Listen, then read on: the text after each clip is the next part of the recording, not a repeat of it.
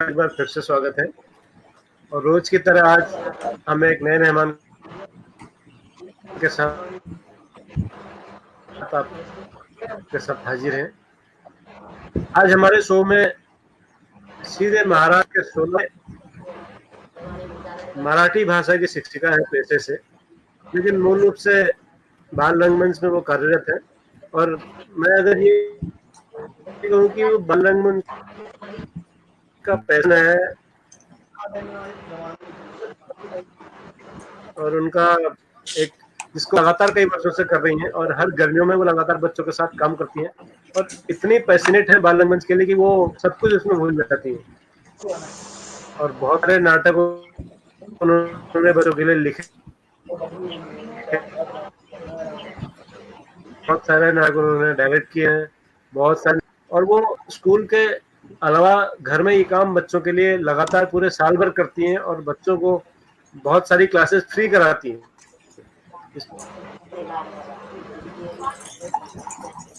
तो कोई भी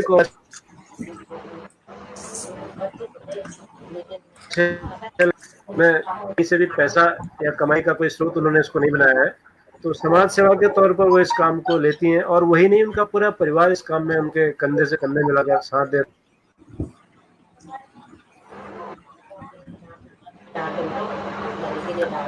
तो हम स्वागत करते हैं आज हमारे बीच, और हमारे साथ रोज की तरह गिरी जोशी जी दिल्ली से हैं, निर्देशक सिक्योरिटी एक्सपर्ट्स और श्री मुकेश दोगुना जी ऋषिक से हैं। नमस्कार, प्रणाम। कैसे हैं आप?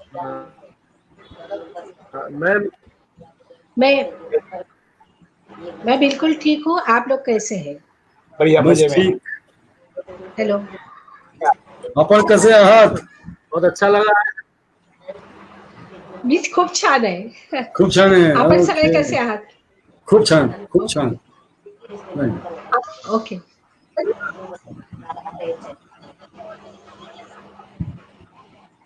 मला मराठी येत नहीं.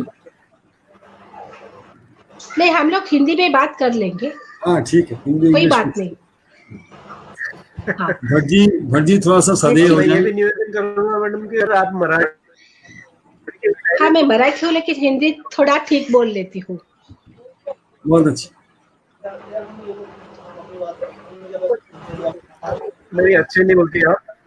तो शुरुआत करते हैं मैम. सबसे पहले हम ये जानना चाहेंगे और हमारे दर्शक भी जानने में इंटरेस्टेड रहेंगे कि आपकी रंगमंच की शुरुआत कब और कैसे हुई. बहुत पुरानी बात है, 40 साल का वक्त है. मैं जिस स्कूल में पढ़ती थी, स्कूल के जमाने में मैं जिस स्कूल में पढ़ती थी तो वहाँ रंगमंच के लिए बहुत ही पोषक वातावरण था. आप लोगों को अतुल कुलकर्णी ये नाम मालूम होगा, हिंदी फिल्म इंडस्ट्री का, शोलापुर से. तो उन लोगों की वहाँ संस्था थी. उस स्कूल में लोग ड्रामा की प्रैक्टिस कर लेते थे और स्कूल छूटने के बाद हम लोग वो बड़ों का ड्रामा देख लेते थे. और हमारे जो हेडमास्टर थे वाऊ तडवलकर बोल के, वो बहुत ही अच्छे इंसान थे.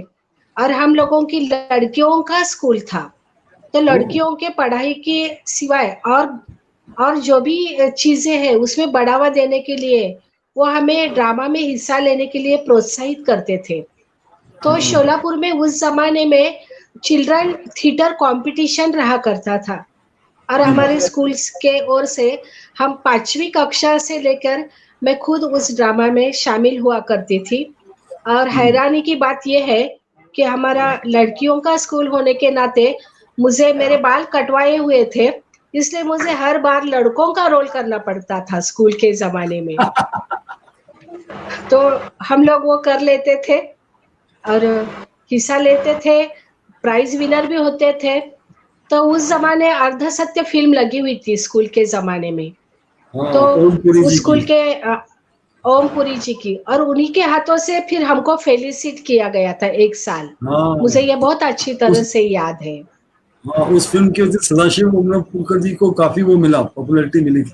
हाँ, तो वो लोग हमारे शोलापुर में आए थे शो के लिए तो उनके हाथों से हम बच्चों को उन्होंने सम्मानित किया था, जो भी प्राइज विनर बच्चे हैं। तो स्कूल में होते हुए मैं स्कूल चिल्ड्रंस थिएटर में खुद करती थी। फिर कॉलेज गई। कॉलेज में तो फिर लड़कियों के लिए लड़कियों का रोल ही मुझे करना पड़ा। संगमेश्वर कॉलेज हमारा बहुत बड़ा और पुराना कॉलेज है शोलापुर में। और एक बहुत अच्छी बात वो कॉलेज में थी कि कॉलेज में मराठी, हिंदी, कन्नड़ और उर्दू ये 4 भाषाओं के ड्रामा सोशल गैदरिंग में रखा करते थे। लेकिन मराठी का फुल प्ले 3 एक्ट प्ले हुआ करता था और उर्दू, कन्नड़ इन भाषा और अंग्रेजी में 1 एक्ट प्ले हर साल गैदरिंग में हुआ करता था। तो मैं फिर 3 एक्ट प्ले मराठी में काम करती थी। और महाराष्ट्र में एक ऐसा स्टेट है कि शासन की ओर से यहाँ पे राज्य नाट्य स्पर्धा बोल के गए 50 सालों से भी ज्यादा सालों से यहाँ पे शासन की ओर से ड्रामा फेस्टिवल कंपटीशन हुआ करते थे। पैरेलल में उसमें भी काम करती थी शुरुआत में। फिर बाद में जाके मैंने एमए कर लिया, पीएचडी कर लिया। फिर मेरी खुद की मैंने संस्था निकाली और मैंने काम अपनी ओर से खुद के तौर पे करना शुरू कर दिया। बहुत बढ़िया, बहुत बढ़िया, बहुत सुंदर। आपने ये कहा करते थे या होता था? हाँ, अब नहीं होता? हाँ। अब तो क्या है, कॉलेजों में तो नाटक में रुचि रखने वाले बहुत कम लोग रहते हैं। तो जो यूथ फेस्टिवल जो होता है तो उसमें ये बच्चों का अब इन जो नया जनरेशन है उनके पास बहुत जोश है, होश है और बहुत बढ़िया समझ भी है उन लोगों के पास। जी, तो अब ये तो अब ये बच्चे यूथ फेस्टिवल में बहुत अच्छा काम कर रहे हैं। लेकिन हमारे जमाने में हमारे टीचर्स को वो सब आता था और वो लोग हमें पढ़ाते थे। बात ये थी। अब कैसे है, बच्चे खुद के तौर पर खुद यूट्यूब देखते हैं, वर्कशॉप करते हैं, हमारे जैसे ड्रामा के लोगों के पास आते हैं, डायरेक्शन लेते हैं और खुद की वो प्रोग्रेस कर लेते हैं। लेकिन हमारे जमाने में हमारे टीचर बिठाते थे, वो हम रात 2-2, 3-3 बजे तक प्रैक्टिस कर लेते थे कॉलेज में। वो खुद डायरेक्शन करते थे, म्यूजिक देते थे। अब तो उतना कॉलेज और स्कूल लेवल पे उतना ड्रामा नहीं चल रहा है। नहीं चल। आपका जो जीवन वृतांत है ना, जो प्रोफाइल आपका है वो इतना भरा हुआ इतनी सारी चीजों से।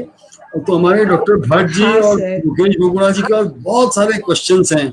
मेरी तो डॉक्टर सतीश सालुंखे जी से बात होती रहती है, लेकिन ये दोनों आपको they are going to bombard you with questions because they are very keen to know how you have spent a life with children theatre, right? Doctor Bhatt क्या मुकेश बहुगुणा जी भट्ट जी तो हमारे वो विदेह हो गए।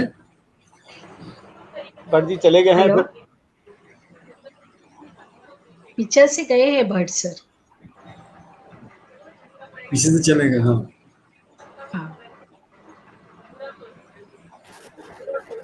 जब तक मुकेश बहुगुणा जी तैयार हो, मैं आपसे एक चीज। हाँ चलिए, मुकेश डॉक्टर भट्ट आ गए हैं।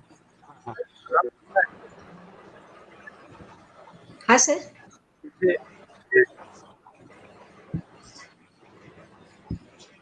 मेरे ख्याल है भट्ट जी की आवाज कट रही है। तो मीरा जी, मैं ये जानना चाहता था कि जो प्रयोग किए हैं बच्चों के, लेकिन आप कट जाते हैं, आप सदैव विदेह होते रहते हैं बीच बीच में, ब्रेकिंग द। कि किस तरह के प्रयोग आपने रंगमंच को लेकर के बच्चों के साथ किए हैं, थोड़ा संक्षेप में उसके बारे में बताएंगे पहले आप जरा। हाँ, बात यह है कि सर लास्ट 25 इयर्स 15 अप्रैल को मैं मेरा ड्रामा वर्कशॉप बच्चों के लिए शुरू करती हूँ और उसका मैं समारोह 1 मई के दिन कर लेती हूँ। तो शुरू में तो हम बच्चों को जो भी नाट्य शास्त्र में है कि कैसे खड़े रहना चाहिए, हम लोगों को कैसे बातें करनी चाहिए और नाट्य के जो भी तांत्रिक अंग है उसके बारे में हम बता लेते हैं। उनकी भाषा इम्प्रूवमेंट के लिए जो हम वॉइस कल्चर के छोटे छोटे जो एक्टिविटीज होते हैं वो मैं कर लेती हूँ। और सबसे पहले ये करते वक्त मैं थोड़ा सा ऑब्जर्वेशन करती हूँ कि उनमें क्या हुनर है और मैं किस बच्चों से क्या ले सकती हूँ मेरे ड्रामा के लिए, मैं ये बच्चों को लेके कौन सा एक्ट कर सकती हूँ। तो जो भी बच्चे इसमें रुचि रखते हैं और जो पेरेंट्स होते हैं, बात आप लोगों को हैरानी लगती होगी, 25 इयर्स में इतने पेरेंट्स मैंने देखे हैं कि पैशनेट पेरेंट्स बहुत कम होते हैं कि मुझे सीरियसली बच्चों को ड्रामा सिखाना है। मैं आपको बोल दूं, लास्ट ईयर नांदेड़ में बाल नाट्य सम्मेलन हुआ था, तो वहां पे मैंने चर्चा सत्र में भाग लिया था। तो मैंने वहां पे एक सवाल उठाया कि जिस तरह यहाँ पे ड्राइंग सिखाया जाता है, यहाँ पे डांस सिखाया जाता है, हम लोग ऐसे पार्टी पढ़ लेते हैं, बोर्ड पढ़ लेते हैं, उस तरह यहाँ पे ड्रामा सिखाया जाता है, ऐसे बोर्ड क्यों नहीं लगते? मुझे बहुत दुख तकलीफ होती है। ड्रामा यानी हम लोग सिर्फ कपड़े पहन के, मेकअप लगा के, जो भी डायलॉग है बोल के तो निकल नहीं आते हैं। ड्रामा यानी हमारे पूरे व्यक्तिमत्व का परिवर्तन है, व्यक्तिमत्व का बिल्टअप है। अब स्कूल का जो भी तरीका है, हाँ, स्कूल का जो भी तरीका है एग्जामिनेशन का, तो हम बच्चों की ओरल लेते हैं, बच्चों को पार्टिसिपेंट्स होके चर्चा सत्र करना पड़ता है। ओरल में संवाद सत्र यानी कॉन्वोकेशन होता है, तो बच्चे और साइंस एग्जीबिशन होता है, प्रोजेक्ट प्रेजेंटेशन होता है।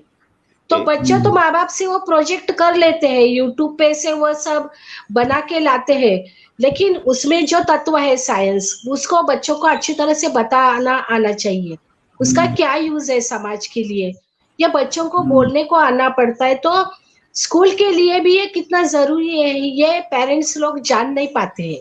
उनको बस इतना ही मालूम है, मेरा बच्चा फर्स्ट क्लास आना चाहिए, फर्स्ट क्लास फर्स्ट आना चाहिए, वो इंजीनियर या डॉक्टर होना चाहिए।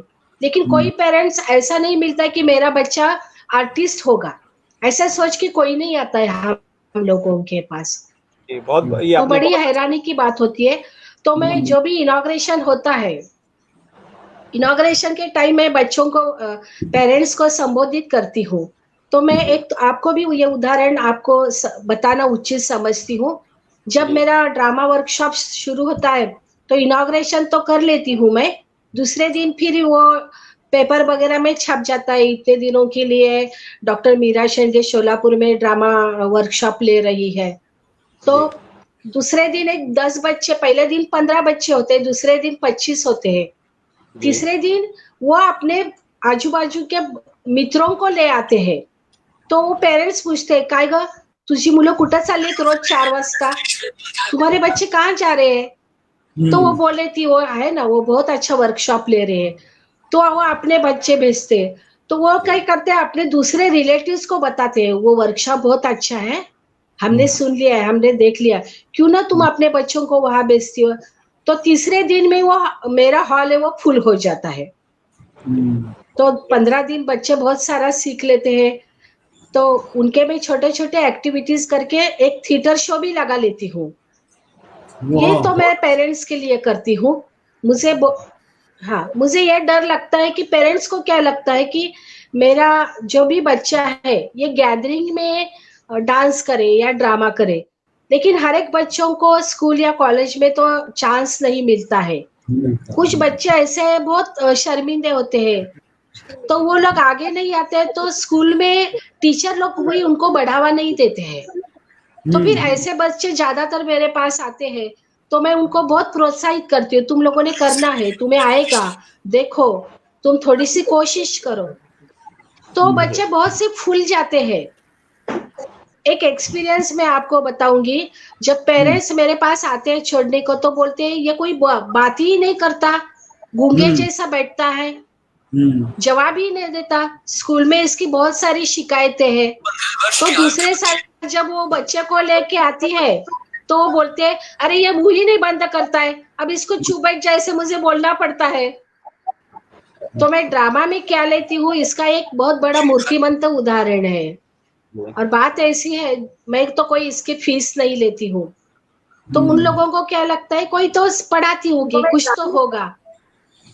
लेकिन जब मैं खुद ड्रामा बिठाने के लिए दिवाली की हॉलीडेज होते हैं, तो मैं बच्चों को फिर से कॉल करती हूँ, फिर उनको लेके मैं ड्रामा बिठाना शुरू कर देती हूँ। आकाशवाणी के लिए मैं प्ले रीडिंग शुरू कर देती हूँ। बाल कविता, चिल्ड्रंस पोएम्स लेके मैं एक प्रोग्राम शुरू कर देती हूँ, और थिएटर लेके मैं उसका शो भी लगा लेती हूँ। बहुत बढ़िया। तो पेरेंट्स को बहुत दिक्कत होती है, 2-2 3-3 घंटे मेरे पास लाके बच्चों को छोड़ना, फिर बच्चों को लेके जाना। फिर भी कुछ पेरेंट्स ऐसे होते हैं 50-30 कि वो बच्चों के लिए कुछ भी pain, they are ready to take pain of them. हाँ, तो ऐसे पेरेंट्स की वजह से मेरे यह ड्रामा मूवमेंट्स सच माने जीवंत रह गई है, लाइव रह गई है, कि जो अपने बच्चों के लिए बहुत तकलीफ उठाना चाहते हैं। तो जो ऐसी बात हो के आपके पास जो पेरेंट्स आते हैं वो ज्यादातर शहरी बैकग्राउंड से है, रूरल अर्बन बैकग्राउंड। शोलापुर तो शहर ही है। हाँ, तो शहरी और मिडिल क्लास। और जो हम लोग जैसे मेरे जैसे बहुत सारे शिक्षक जो ग्रामीण क्षेत्रों में काम करते हैं, तो ग्रामीण क्षेत्रों के जो अभिभावक हैं बच्चे, उनको एक प्रकार से लगता है कि नहीं ये नाटक वाटक करेगा तो पढ़ाई में पिछड़ जाएगा, ये तो बेकार काम है, क्योंकि शहर के अभिभावक इस मामले में गाँव के अभिभावकों के मुकाबले में ज्यादा बेहतर जानते हैं। तो हमारे जैसे ग्रामीण पृष्ठभूमि के जो शिक्षक लोग हैं वो अभिभावकों को किस तरह से कन्विंस करें, समझाएं कि भाई बच्चों के लिए ये बहुत आवश्यक है, इसके बारे में थोड़ा आप बताएंगे। तो हमारे बहुत सारे शिक्षक जो ग्रामीण क्षेत्रों, क्योंकि उत्तराखंड का बड़ा हिस्सा ग्रामीण क्षेत्र है। जी अच्छा सर, आपने बहुत अच्छा सवाल उठाया है।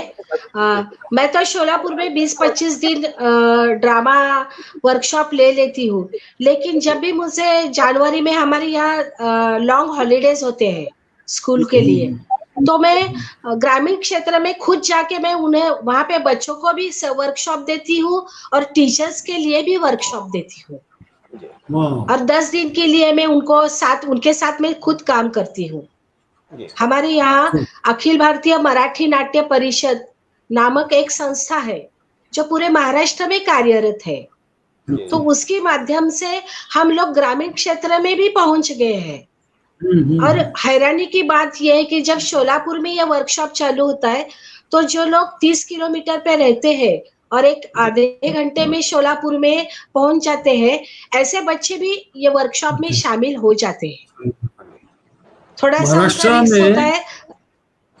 महाराष्ट्र बहुत स्ट्रॉन्ग मूवमेंट है थिएटर को लेके, और यहाँ जहाँ तक मेरे को याद आ रहा है कि डॉक्टर सतीश सालुंखे जी जिस दिन आए थे, उन्होंने ये कहा था कि बाल नाट्य रंगमंच जो है उसकी जब प्रतियोगिता होती है तो हर वर्ष पूरे महाराष्ट्र से 300 से 400 नाटक की एंट्री मंचित होते हैं।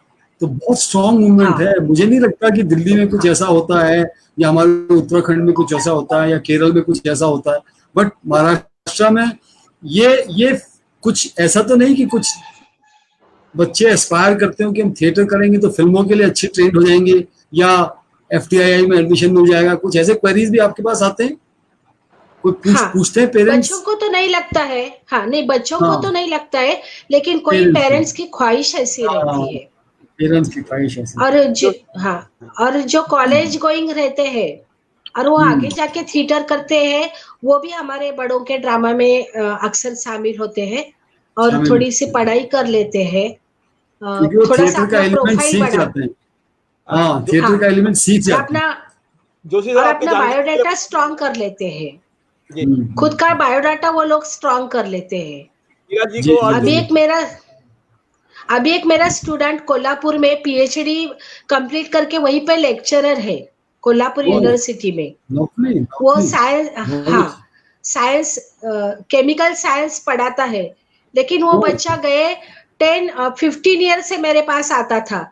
जब उसका इंटरव्यू हो गया तो उसके पास ड्रामा के इतने सारे सर्टिफिकेट थे, तो उसको बहुत जल्दी से एडमिशन वहां पे मिल गया था। उसने सब पेपर के न्यूज़पेपर के वो सब कटिंग्स लगाए हुए थे, और वो बच्चा वहां पे कोल्हापुर में बहुत अच्छा काम कर रहा है ड्रामा को लेके। बात ऐसी। मीरा जी, आपने ये कहा, मैं पूछ सकता हूँ कुछ?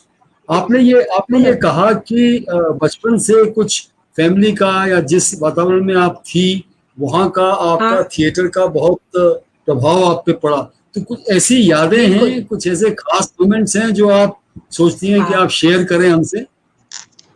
बिल्कुल सर। जी बताएं। सर, मेरे पापा सेंट्रल रेलवे में थे, ड्राइवर थे, रेलवे ड्राइवर। तो हम लोगों के लिए ऐसे बंगलोज हुआ करते थे रहने के लिए, और वहाँ पे एक कल्चरल हॉल होता था। और हमारे यहाँ गणेश फेस्टिवल तो 10 दिन चलता है, तो उस जमाने में वो, हाँ, गणपति उत्सव जो हम बोलते हैं, भाद्रपद महीने में ये चलता है। तो पूरे महाराष्ट्र में बड़े धूमधाम से ये मनाया जाता है। उन दिनों वहाँ पे कल्चरल प्रोग्राम बहुत ज्यादा हुआ करते थे। तो वो कल्चरल हॉल में मैंने बहुत बच्ची, यानी फर्स्ट सेकंड स्टैंडर्ड से लेके मैंने वहाँ पे 3 एक्ट्स प्ले देखे थे। अश्रूंची झाली फुले, हे फूल चंदना से। तो वो लोग ऐसे स्टेज पे आते थे, डायलॉग बोलते थे, निकल के जाते थे। तो मैं उससे बहुत प्रभावित थी और मुझे लगता था मुझे भी ऐसा आना चाहिए। शुरू में तो स्कूल में मैं डांस अच्छा कर लेती थी, लेकिन ड्रामा की वजह से, ड्रामा में मैं सीरियस हूँ या कोई समझ नहीं पाता था।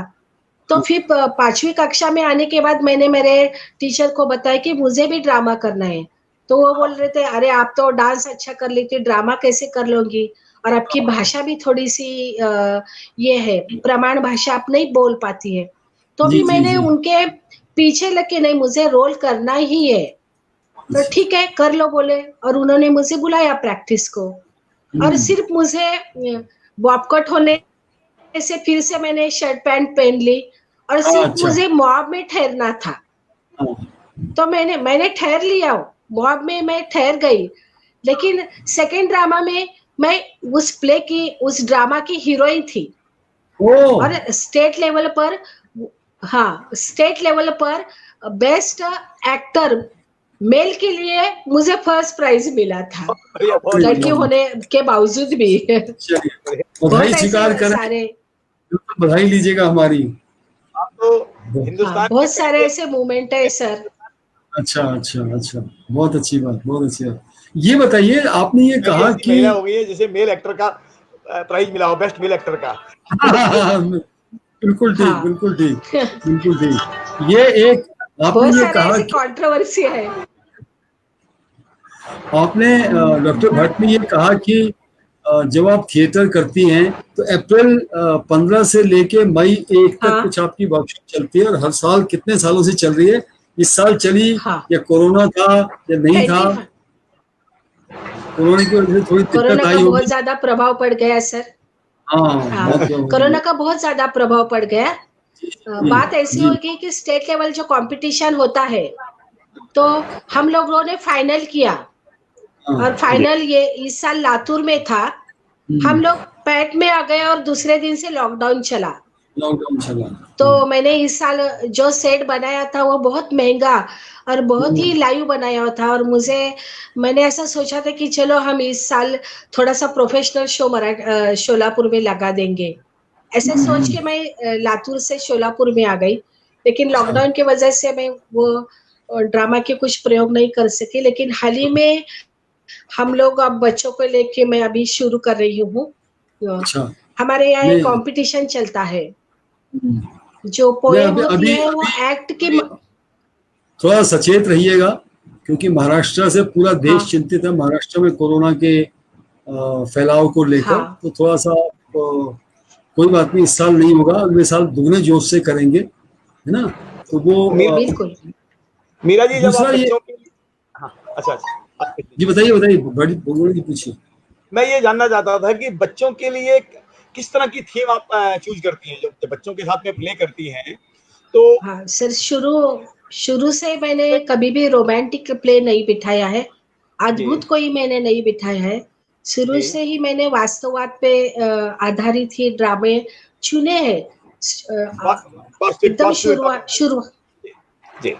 बहुत शुरुआत से तो मैं दूसरों के ड्रामे लेती थी, सतीश साळुंखे जी के ड्रामे में लेती थी, धनंजय देशपांडे नामक एक लेखक है, उनके में ड्रामा करती थी। अभी हाल ही में गए 5 साल से मैंने लिखना शुरू कर दिया है। तो मैंने कभी ऐसे परी, राक्षस, जादू ऐसे कोई ड्रामा मैंने कभी नहीं चुने। और दूसरी बात यह है कि बच्चों बहुत गरीबी में पले हैं, उनके लिए खाने का प्रॉब्लम है, उनके कपड़े फटे हुए, ऐसा जिसमें पुअरिटी दिखती है, ऐसे भी ड्रामे मैंने कभी नहीं चुने।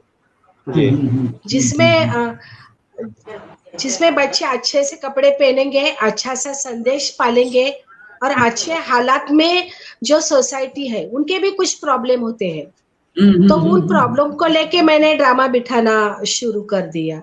मुझे अच्छा नहीं लगता बच्चे ऐसे। बड़े संवेदनशील विषय हैं ये, और कोई भी बाल मन को धक्का नहीं पहुंचना चाहिए, इसलिए हमेशा पॉजिटिव और बच्चे की कल्पना जो है उस कल्पना संसार को लेके है। मैं ये जानना चाहता हूँ कि फाइनेंस जो है वो कैसे होता है, मतलब कैसे आप शुरू में तो आपने बहुत पैसा लगाया अपनी जेब से, स्थान भी दिया, चलिए पिताजी का मकान था वो उसको आपने यूज किया, बट द रेंटिंग स्पेस जो है ना आजकल ये हो गया कि कोई देता नहीं है, सबको पैसा चाहिए। मैं अपना भी एक मकान दूंगा, कमरा दूंगा, फ्लोर दूंगा, पर आप मुझे कितना देंगे रेंट? तो ऐसे आपको कुछ शुभचिंतक मिले जो अपना स्पेस दे देते हैं बच्चों के नाम पे। और बाकी फाइनेंस कैसे होता है, ड्रेसिंग वगैरह वगैरह वगैरह का? बात ये है सर, जैसे बात यह है सर, पुणे मुंबई में जैसा चिल्ड्रन थिएटर पैसे पे चलता है, वैसे व्यू हम लोग को शोलापुर में पेरेंट्स के पास नहीं है, और वो ज्यादातर पैसा देना भी नहीं चाहते हैं। तो 100-200 में तो कुछ होता नहीं है, तो इसलिए मैंने अपनी जेब से ही खर्चा उठाना शुरू कर दिया। यहाँ पे 100 साल पुरानी लाइब्रेरी है, हीराचंद नेमचंद वाचनालय, तो उनका बड़ा उनके सभागृह है, नाट्य गृह है, वो लोग मुझे प्रैक्टिस के लिए देते हैं, हम लोग वहां जाके प्रैक्टिस कर लेते हैं। और शुरुआत का जो रीडिंग वगैरह होता है, मेरा घर बहुत बड़ा है, तो शुरुआती का जो रीडिंग वगैरह होता है तो मैं घर में कर लेती हूँ बच्चों को लेके, और जब ठहर के प्रैक्टिस शुरू करनी होती तो मैं थिएटर चली जाती हूँ। और एक भड़कू, हमारे माजी ऊर्जा मंत्री जो सुशील कुमार शिंदे जी है, तो उन्होंने अपने गुरु के नाम पे एक यहाँ पे ऐसा ही हॉल बनाया है जहाँ पे छोटे छोटे प्रोग्राम्स चलते हैं। तो उनके अंडरग्राउंड हॉल में वो लोग मुझे ऐसे ही दे देते हैं, फड़कुले सभागृह उसका नाम है, तो मैं वहां जाके प्रैक्टिस कर लेती हूँ। वैसे तो मेरा स्कूल बहुत बड़ा और बहुत पुराना है। मेरा स्कूल 25 कमरे हैं मेरे स्कूल के, और मेरे हस्बैंड जिस कॉलेज में काम करते हैं प्रिंसिपल, वहाँ वो भी बहुत बड़ा है, लेकिन हम नौकरी के यहाँ कभी भी हमारा पर्सनल मैटर लेके कभी नहीं जाते हैं हम लोग। बहुत बढ़िया। मेरा एक चीज और पूछनी थी, आपने ये जो रेडियो पे जो नाट्य वाचन होता है इसको भी किया है? तो रंगमंच पे किया है, सोलापुर आकाशवाणी केंद्र है। जब हम रंगमंच पे कुछ कर रहे होते हैं तो दर्शक देख सकता है दृश्य को पीछे, उस पे हम पर्दे की मदद से, कई चीजों की मदद, सामान की मदद से, लेकिन जब हम रेडियो पे रहते हैं तो केवल आवाज हमारे पास में होती है, बाकी दिखा नहीं सकते। इसमें किस तरह का अंतर आप, कौन सा आप बेहतर मानती है, इसमें क्या फर्क है? वैसे तो बच्चों के लिए उनका जो वाचिक अभिनय हम लोग बोलते हैं, स्पीच थेरेपी, उस पे काम करने के लिए उनको ये एक्सपीरियंस देना बहुत जरूरी है कि हम किस तरह बेहतर बात कर सकते हैं, किस तरह हम हमारे इमोशन एक्सप्रेस कर। आजकल बात तो ऐसी है सर कि स्कूल में जो भी लैंग्वेज टीचर है, उन लोगों का काम है कि प्रॉपर इंटोनेशन में बच्चों को कैसी बात करनी चाहिए, कैसा पढ़ना चाहिए, कैसी कविता बोलनी चाहिए। लेकिन आजकल टीचरों के हाथों से ये सब बातें नहीं होती है। जब हम स्कूल में थे तो हमारे टीचर ने ही हम पे ये संस्कार किए हैं कि अर्धविराम का मतलब क्या है, पूर्ण विराम का मतलब क्या है, इन्वर्टेड कॉमा का मतलब क्या है, क्वेश्चन मार्क यानी हम लोगों को कैसी बात करनी चाहिए।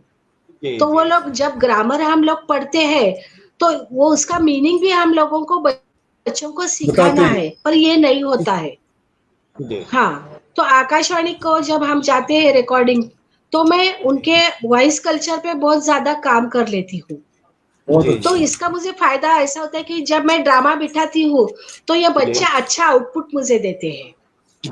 मैं आपको एक बात बता दूं, महाराष्ट्र में जो कॉम्पिटिशन्स होते हैं चिल्ड्रंस प्ले लेके, तो हर साल मुझे बाद में वो एग्जामिनर बुला लेते हैं और वो बोलते हैं आपके बच्चे इतना अच्छा काम कैसे कर लेते हैं, ये सचमुच 8th क्लास में है, ये सचमुच 7th क्लास में है।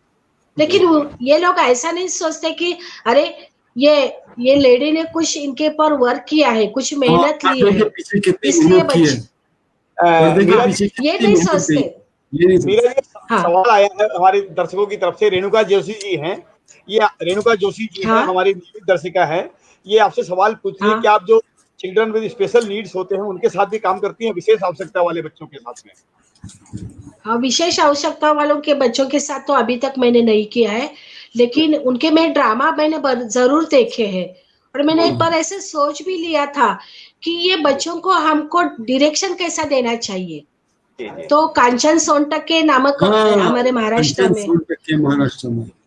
कमलाकर जी, कमलाकर सोनटके जी की वाइफ में थोड़े कमलाकर सोनटके जी की वाइफ हैं। तो मैंने उनके ड्रामे देख लिए थे। तो बात तो इसको एक जोड़ के एक और इंटरेस्टिंग बात सर ये है कि हम लोग जो महाराष्ट्र स्टेट लेवल के कंपटीशन गवर्नमेंट के हिस्सा लेते हैं, तो नॉर्मल बच्चे और ये विकलांग बच्चे, ये दोनों का कंपटीशन लास्ट ईयर तक एक ही रहता था। यानी हम लोग जो नंबर देते थे, नॉर्मल बच्चे और एबनॉर्मल बच्चे दोनों के लिए एक ही रैंकिंग रहता था। तो लास्ट ईयर से महाराष्ट्र शासन ने उसमें थोड़ा सा बदलाव लाया है और ये बच्चों विकलांग बच्चों के लिए अलग सा कंपटीशन अब लास्ट ईयर से वो हेल्ड कर रहे हैं, उसका आयोजन कर रहे हैं। व्यक्तिगत अनुभव वाला सवाल पूछना चाहूंगा, आपका 30-35 साल का अनुभव है बच्चों के साथ में काम करने का, तो आपने देखा कुछ बच्चे थिएटर में ड्रामा में इंटरेस्ट लेते हैं सहज रूप से, कुछ नहीं लेते हैं। तो आपने जब उन बच्चे जब आगे चल के विकास उनका आगे हुआ होगा पढ़ाई लिखाई या अन्य क्षेत्रों में, तो एक बच्चा बहुत रंगमंच में रुचि ले रहा है और एक नहीं ले रहा है, और दोनों ही आगे चल के डॉक्टर बन गए या इंजीनियर बन गए या वकील बन गए या जो भी बन गए, दोनों के व्यवहार में कुछ अंतर आता है समाज, वो आपने महसूस किया होगा अपने छात्र छात्राओं में? हाँ सर, बिल्कुल। वो जब जॉब को लगते हैं तो फिर से मिलने आते हैं और बोलते हैं चलो मैडम हमको ड्रामा करना है, और मैं जो बड़ों का नाटक बिठाती हूँ तो वो छोटे छोटे रोल आके कर लेते हैं वो बच्चे मेरे पास में। और ये जो अक्षर कोठारी है हमारे मराठी बच्चे है, शुरुआत में मेरे पास ही आया करता था। और अतुल कुलकर्णी उसकी जो नी है, उसने एक बड़ी हिंदी फिल्म की, अब उसका मुझे याद नहीं है, वो छोटी बच्ची है जो वो मेरे वर्कशॉप से ही वहां पे सिलेक्ट हो गई थी। प्रियदर्शन की वो बड़ी फिल्म थी, वो जापानी एक स्टोरी थी, कुछ इश्यूज पे बहन और भाई रहते थे, उनका एक कॉमन शूज उन दोनों में था। तो उसमें वो लड़की ने बड़ा रोल किया था। अक्षर कोठारी है जो अब आगे जाके, और क्राइम पेट्रोल में मेरे बहुत सारे बच्चे अब काम कर रहे हैं प्रायोगिक तत्व पर, वहां भी जा रहे हैं बच्चे मेरे। नुक्कड़ नाटक कहते हैं हम लोग, स्ट्रीट प्ले। हाँ, करते हैं। हाँ, तो स्ट्रीट प्ले के बारे में बताएंगे बच्चों की? हाँ सर, हमारे यहाँ जो माध्यमिक सेकेंडरी एजुकेशन है, तो मैं वहाँ पे काम करती हूँ खुद जाके। ये हमारे एजुकेशनल ऑफिसर जो है, तो मुझे बड़े रिस्पेक्ट से बुला लेते हैं। और सच बोले तो केंद्र शासन के यहाँ पे ऐसे कल्चरल के लिए बहुत ज्यादा पैसे और बहुत ज्यादा प्रोग्रामिंग है। हम टीचर्स को, हम स्कूली बच्चों को ये मालूम नहीं होता है। जो एजुकेशनल ऑफिसर एक्टिव होता है तो वो पूरे प्लानिंग हम जैसे जो हम ड्रामा में रुचि रखते हैं तो उनको बुला लेते हैं और बोलते हैं देखो मैडम ये प्रोजेक्ट है, हम इसमें से कुछ चुन सकते हैं क्या, सोलापुर डिस्ट्रिक्ट की ओर से हम कुछ कर सकते हैं क्या। तो इसमें जो जिला परिषद के स्कूल्स होते हैं, गवर्नमेंट स्कूल, तो जस्ट इसमें स्ट्रीट प्ले हर साल होता है बच्चों का कंपटीशन, और पर्यावरण इन्वायरमेंटल सब्जेक्ट उसमें होता है, कैंसर, व्यसन मुक्ति, और जो बाल विवाह प्रथा है तो ऐसी थीम दी जाती है पर्पजली, और इन बच्चों का वो स्ट्रीट प्ले किया जाता। मेरा सवाल ये है कि चाहे वो बाल विवाह का मामला हो या पर्यावरण का मामला हो, जब हम स्ट्रीट प्ले के रूप में करते हैं या रंगमंच पे करते हैं, उसमें बुनियादी अंतर क्या होता है? उसी काम अगर बुनियादी अंतर है थोड़े से जी, माहौल तो बच्चों के लिए थोड़ा सा हड़बड़ाटा होता है। स्ट्रीट पे करना है तो बच्चों का व्यवधान थोड़ा सा विचलित होता है, लेकिन उसके विचार वो पहुंचाने में थोड़े से कम पड़ जाते हैं। उनके लिए अनुभव अलग सा होता है। थिएटर में तो वो बंदिश सा रहता है, कॉम्पैक्ट होता है। जो भी मैंने सिखाया है, बोला है, वो उसका आप कर सकते हैं। लेकिन स्ट्रीट प्ले पे जो आते हैं तो गर्दी, उनका आवाज और डिस्टर्ब, उसका सबका उन पे इम्पैक्ट पड़ता है। फिर भी वो कर लेते हैं। तो हमारे यहाँ एजुकेशनल ऑफिसर ही ऐसे कंपटीशन रखते हैं और ऐसे स्ट्रीट प्ले स्कूल ही बच्चों को लेके करते हैं। उसमें मैं खुद ही उसमें सब स्कूल के टीचर्स का गाइडेंस करती हूँ। उनके बच्चों को कुछ तो मैं लिख के भी देती हूँ और उनको डायरेक्शन करती हूँ। जो मेरे संस्था के बड़े लड़के हैं, उनको उनके पास भेज देती हूँ थोड़ा सा गाइडेंस करने के लिए, और थोड़ा सा मैं इस तरह काम कर लेती हूँ। मेरे खुद की संस्था जो है, तो शोलापुर के अलग अलग स्कूल से बच्चे मेरे संस्था में आते हैं, तो उनका भी मैं एक प्रोडक्शन बना लेती हूँ और हम लोग स्ट्रीट प्ले कर लेते हैं। मीरा जी, चिल्ड्रन थिएटर में या ये बच्चों के रंगमंच में आपको किस प्रकार की विशेष दिक्कतों का, फाइनेंस से एक हो सकता है, लेकिन विशेष प्रकार की दिक्कतें क्या आती हैं? कौन सी ऐसी दिक्कतें जो आप महसूस करती हैं कि हर साल, नहीं मुख्य कौन कौन सी? मुझे पता है कि this world is full of problems, but कुछ आप जो चिन्हित करना चाहें इकोनॉमी को छोड़ के। इकोनॉमी तो सबसे बड़ी प्रॉब्लम है, लेकिन उसके बाद आपकी स्पिरिट है जो आपको जिंदा रख रही है, जो इसने मूवमेंट को जिंदा रखा, जिसने आपको जोड़ के रखा। इसके अलावा क्या प्रॉब्लम्स हैं? जैसे स्पेस की प्रॉब्लम आपने सॉल्व कर दी कि वाचनालय, जिसकी बहुत सशक्त परंपरा है महाराष्ट्र में, वाचनालय ने आपको दे दिया। थोड़े और लोग होंगे जिन्होंने कहा स्पेस ले लो, है ना? पेरेंट्स का एटीट्यूड है या समय है या पढ़ाई है? क्या क्या दिक्कतें आप कैसे उसको क्रमवार कैसे करना चाहिए, कैसे फिगर आउट करेंगे आपके विचार से? Because you have spent around 40 years. Yeah, sir. Just I born there and I want to die there only. Sir बात तो ये है सर, बात तो ये है, बाल रंगभूमि या बाल नाट्य की कोई व्याख्या नहीं है, कोई व्याख्या नहीं है। बड़ों ने बच्चों का सब्जेक्ट लेके किया है, उसको भी हम बाल नाट्य बोलते हैं। बच्चों ने बच्चों का सब्जेक्ट लेके किया है, उसको भी हम बाल नाट्य बोलते हैं। और बच्चे बड़ों का सब्जेक्ट, बड़ों का स्क्रिप्ट कर लेते हैं, तो उसे भी हम बाल नाट्य करते हैं। तो एक बाल नाट्य यानी अमुक अमुक और ऐसा ऐसा उसका क्राइटेरिया है, उसका फॉर्मेट ऐसा है, ऐसे कोई भी ठाम रूप से हम कह नहीं सकते। हर एक की सोच अलग है और इसका परिणाम ऐसा होता है, जब भी कोई कंपटीशन होता है तो वो जो एग्जामिनर बैठे रहते हैं, वो जो भी 4-5 एग्जामिनर होते हैं, उनका अपना पर्सनल एक्सप्रेशंस बाल नाट्य के प्रति अलग अलग होता है। ये बहुत बड़ी दिक्कत है, बहुत बड़ी दिक्कत। हाँ, हमारे यहाँ पर्सनल बायसेस जो है वो काम करते हैं। हाँ, तो इसका इफेक्ट ऐसा होता है, ये साल अगर जो भी हमने प्रेजेंट किया वो विचारधारा के अगर सामने एग्जामिनर हो तो मैं जीत जाऊंगी। अगर हमारी कंट्रोवर्सी हो गई तो मेरा प्ले कितना भी बढ़िया हो, कितना भी सशक्त हो, कितना भी परफेक्ट हो, तो मैं कहां से कहां फेंक दी जाऊंगी। ये प्रॉब्लम बहुत बड़ी है।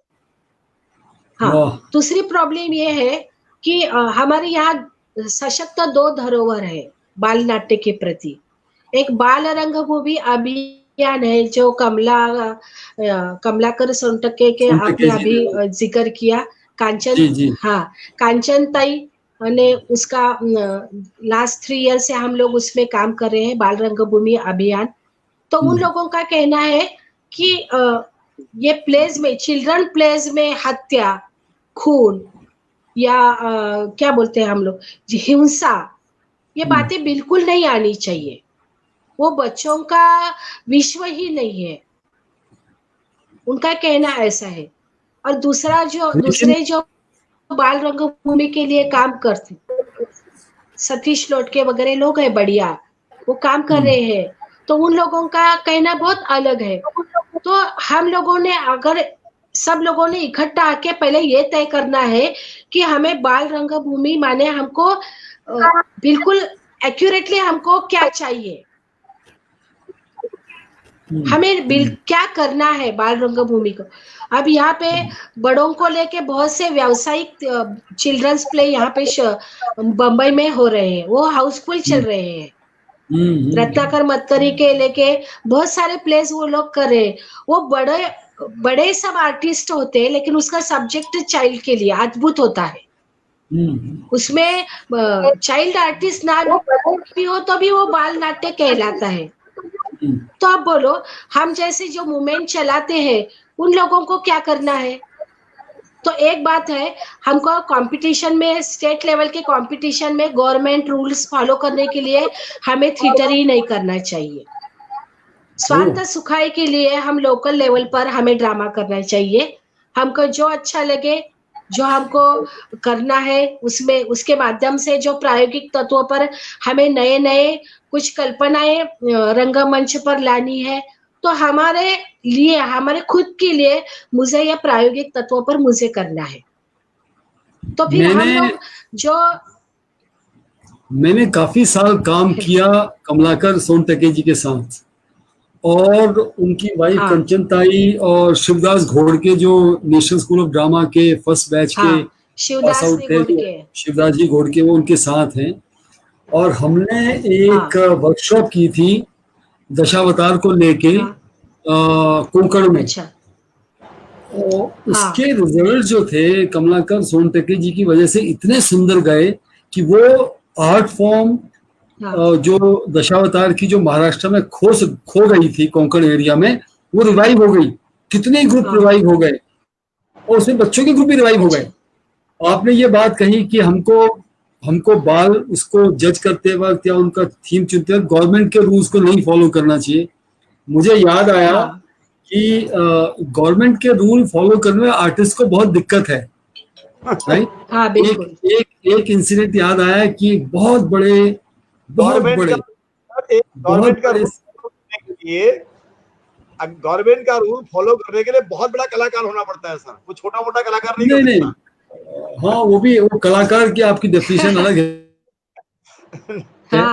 लेकिन मुझे याद आता है कि रेडियो में, हम आज तो टेलीविजन है जी, आज तो टेलीविजन है सब जगह, लेकिन रेडियो का एक बहुत बड़ा महत्व था करीब 30-40 साल इस देश में। जब स्वतंत्रता के बाद हर घर में रेडियो था, और रेडियो ने ये कहा कि हम आर्टिस्ट को ग्रेड करेंगे, A grade, B high grade, B grade वगैरह वगैरह। तो एक बहुत ही बड़े मतलब कहना चाहिए बिल्कुल सर्वोपरि पंडित रविशंकर जी के दूसरे सितार वादक थे, उस्ताद क्या नाम था उसका, विलायत खान साहब। विलायत खान साहब अड़ गए। विलायत खान साहब ने ये कहा कि मुझे कौन जज करेगा, मुझे कौन ग्रेड देगा, ये बताइए। देश विदेश में सुप्रीमो नंबर 1 उनको कौन जज करेगा? वो आए स्टेज पर, नीचे कुछ बैठे हो अधिकारी, मंत्रालय के अधिकारी, और वो कहें हाँ वाह साहब, आपने तो यहाँ मील अच्छा नहीं लगाया, आपने तो सिर्फ झाला बजाया, जिनको धेले क्या कर नहीं संगीत की, वो उस्ताद विलायत खान को जज करेंगे? तो विलायत खान साहब की बड़ी शिकायत रही। जैसे आपने देखा, हारमोनियम जो था वो ऑल इंडिया रेडियो में बिल्कुल बैन हो गया कि इसमें श्रुति नहीं बजती वगैरह वगैरह। तो कई आपके हारमोनियम प्लेयर जो महाराष्ट्र के थे, उन्होंने खूब मेहनत करी और ये हुआ। लेकिन आप एक चीज ये देखिए कि बाल बच्चे जो होते हैं ना, वो अपने स्कूल में बहुत हिंसक होते हैं। Children are very cruel. ये मैं एक स्टेटमेंट दे रहा हूँ आपको। मैंने बच्चों के बिहेवियर की साइकोलॉजी की किताब पढ़ी और उसमें देखा मैंने कि बच्चे बड़े हिंसक होते हैं, तो वो थिएटर में आए या ना आए, मेरी साथी हैं वंदना चौहान जी, वो लिखते हैं कि नाट्य शास्त्र में वायलेंस प्रोहिबिटेड है, लेकिन नाट्य शास्त्र को मानता कौन है आज? जैसे हम नाट्य शास्त्र को कहते हैं, सतीश सालुंखे जी के साथ यही बहस हो रही थी कि हम नाटक को बांध कैसे सकते हैं, नाटक को शास्त्र कैसे बना सकते हैं? वो अपना शास्त्र तो अपने आप बनाता है। सर मैं बोलूं, नाटक को शास्त्र बोलने से उसके बारे में बहुत लोग सीरियस हो जाते हैं। हमें ड्रामा करना है ऐसा बोले तो अच्छा लगता है जी, हमें नाट्य शास्त्र सीखना है ऐसे बोलने से लोग हिचकिचा जाते हैं। तो स्कूल में आप देखो, स्कूल में हमको चित्रकला पढ़ाते हैं, ड्राइंग पढ़ाते हैं, हम स्कूल के बच्चों के लिए खेल के पीरियड रखते हैं, लेकिन कला के लिए कोई परफॉर्मिंग आर्ट्स के लिए कोई भी पीरियड नहीं है स्कूल में, उसके लिए टाइम भी नहीं है। जो टाइम अलॉट किया जाता है उसके लिए ड्रामा के लिए, डांस के लिए, सिंगिंग के लिए टाइम भी नहीं है और सब्जेक्ट भी नहीं है। वैसे तो पुणे में बहुत अच्छा जो भी पब्लिक स्कूल्स है, तो स्कूल में कुछ ऐसे लोग हैं प्रोफेशनल, वो जाके बच्चों के लिए ड्रामा के पीरियड्स ले लेते हैं प्रायोगिक तत्व पर, और उनका जो भी है इकोनॉमी की वो, हाँ। लेकिन गवर्नमेंट, जो हम गवर्नमेंट स्कूल में हम जैसे टीचर्स पढ़ाते हैं, तो मैं खुद प्रिंसिपल होके भी ज्यादा कर नहीं पाई, क्योंकि टाइम टेबल में परफॉर्मिंग आर्ट्स के लिए मुझे जगह ही नहीं थी। स्कूल 5:30 को खत्म हो जाता था, 5:30 के बाद 6 बजे तक मैं 35 मिनट बच्चों को कुछ सिखा पाती थी, और 6 बजे लेट होने से पेरेंट्स को भी दिक्कत आ जाती है। तो ये शासन जो है, तो गवर्नमेंट ने ऐसा कुछ करना चाहिए कि नहीं, स्कूल के सब्जेक्ट में ड्रामा होना ही चाहिए, जिसको हम अभी रुक जाइए, स्कूल थिएटर है। अभी रुक जाइए, क्योंकि जो नई एजुकेशन पॉलिसी है जो आ जाएगी, उसमें बहुत सारा स्कोप दिया गया आर्ट एंड कल्चर को। तो ये हमारे लिए खुशकिस्मती है कि सरकार भी इसी लय में सोच रही है, सरकार को मानना पड़ा। और मेरे को याद है प्रकाश जावड़ेकर जी के साथ या निशंक जी के साथ काफ़ी बहस ग्रुप्स की हुई, और वो सब माने कि, और कोरोना ने काफ़ी हमको नई चीज़ें सिखाई हैं। ये बहुत सिलेबस कम कर दो, एक निर्णय भारत सरकार ने लिया, उस तरह कला और संगीत की शिक्षा जो है वो अब कंपलसरी भी हो जाएगी। रुक जाइए थोड़े दिन। ऐसी बात हो गई तो बहुत अच्छा होगा सर, ऐसी बात होगी तो जी जी जी बिल्कुल जी। तो आपने जो अपने बायोडाटा में जो काफी सारी चीजें कही कि आप ये भी करते हैं, इसके अलावा कौन से ऐसे क्षेत्र हैं जहां आप काम करना चाहेंगी? बस नाटक ने तो पूरा जीवन ही मेरा कवर कर दिया है। खाना पीना सोना सब उसी के, सर मेरे घर में जो भी चीजें हैं, तो ड्रामा के ज्यादा सब। मीरा जी, एक सवाल ये है कि आप भाषा की शिक्षिका भी है, विषय भी पढ़ाती हैं, और आपकी क्लास में 2 तरह के बच्चे होते होंगे, एक जो नाटक में रंगमंच में हिस्सा लेते हैं और एक जो है रुचि नहीं लेते हैं। तो भाषा की दृष्टि से आप किस बच्चे को ज्यादा बेहतर पाती, जो बच्चा नाटक में हिस्सा ले रहा है या जो नहीं ले रहा है, या रुचि नहीं ले रहा है? आपके जो परफॉर्मेंस ज्यादा बेहतर? जो रुचि लेता है वो बच्चा पढ़ाई में भी बहुत बेहतर होता है, तो क्योंकि उसका अंडरस्टैंडिंग लेवल जो होता है वो ज्यादा जी। और रंगमंच भाषा के विकास आवाज में ब्रेक हो रहा है, रंगमंच भाषा के विकास में किस तरह से सहायक हो सकता है, ये थोड़ा विस्तार में बताएंगे बच्चों को? सर हाँ सर, मैं आपको जरूर एक बात बताना चाहूंगी कि जो बच्चे पढ़ाई में अव्वल होते हैं वो रंगमंच में भी अव्वल होते हैं। नाटक सीखना कोई मामूली बात नहीं है, बहुत सीरियसली करने का ये काम है। अगर मुझे रोल दिया है तो मुझे क्या पहनना है, मुझे इस वक्त कौन सा डायलॉग बोलना है, मुझे कहाँ ठहर के ये डायलॉग बोलना है, मेरा जो को आर्टिस्ट है उसके साथ मेरा एक्शन और रिएक्शन क्या होगा, इसके बाद क्या हो जाएगा, और मुझे कब क्या करना है, ये सभी बातों का व्यवधान बच्चे रखते हैं। तो उसमें उसका बुद्धि का विकास भी होता है और भाषा का विकास भी होता है। मैं तो मेरे जो वर्कशॉप होता है उसमें मैं एक 10 बच्चों का 8 बच्चों का एक ग्रुप बनाती हूँ और उनको एक सब्जेक्ट देती हूँ कि आज तुम्हें मार्केट ये सब्जेक्ट पे ड्रामा करना है। तो वो लोग डायलॉग लिख लेते हैं, ओरली थोड़ा सा कुछ कंपोज करते हैं और जो अपने माता पिता जो अपने फ्रेंड्स बातें करते हैं वो सुन के वो लोग बच्चों डायलॉग बोल लेते हैं। तो भाषा विकास नाटक के माध्यम से बहुत ज्यादा होता है। अगर हमको डायलॉग स्टेज पे हम गए और हम ब्लैंक हो गए तो थोड़ी देर हमको कुछ सूझता नहीं है, तो हम अपने मन से कुछ तो डायलॉग बोलते हैं और ड्रामा आगे ले जाते हैं। इस तरह हम भाषा के बहुत करीब आ जाते हैं, ऐसा मुझे लगता है। बिल्कुल। देवकीनंदन भट्ट जी सदे हैं, विदे हैं, सदे हैं लेकिन अवाक हैं, सवाक नहीं है, अवाक हैं अभी। तो आपके हमारा एक सेगमेंट है, जोशी सर रोज 2 सवाल पूछते हैं और दर्शक उसके जवाब देते हैं। तो सर कल का पहला सवाल स्क्रीन पर है कि किस महान संगीतकार के देहांतवास की खबर अगले दिन उस शहर के किसी खास अखबार से ही नजर थी और क्यों? इसका जवाब हमारे पास आ नहीं पाया सर, किसी ने नहीं दिया इसका जवाब। हालांकि हमारे पास वंदना जी, राजेंद्र प्रसाद उपाध्याय जी, मोहन जी सब बड़े अच्छे अच्छे उत्तर दे रहे थे, बड़े वो रहते हैं, एक्टिव रहते हैं। इसका जवाब मैंने अभी उन आर्टिस्ट का नाम लिया, उस्ताद विलायत खान साहब जो थे वो देश के मूर्धन्य कलाकार थे और 13 मार्च को उनका इंतकाल हुआ। उस दिन कलकत्ता में भारत और पाकिस्तान का मैच चल रहा था और करीब 11 बजे भारत जीता उस मैच में। तो सारे न्यूज़पेपर जो थे उसमें होड़ ये लगी कि हम कैसे इसको एकोमोडेट करें। वो फ्रंट पेज पे न्यूज आए, वो स्पोर्ट्स पेज पे न्यूज आए कि India won, India beat Pakistan, this that etcetera etcetera etcetera. उसमें किसको फुर्सत थी कि कोई सितार वादक हैं उनका देहांत हो गया। टेलीग्राफ पेपर जो मैक्सिमम सर्कुलेट होता है वेस्ट बंगाल में, उस पेपर में उस्ताद विलायत खान साहब के इंतकाल की खबर नहीं छपी।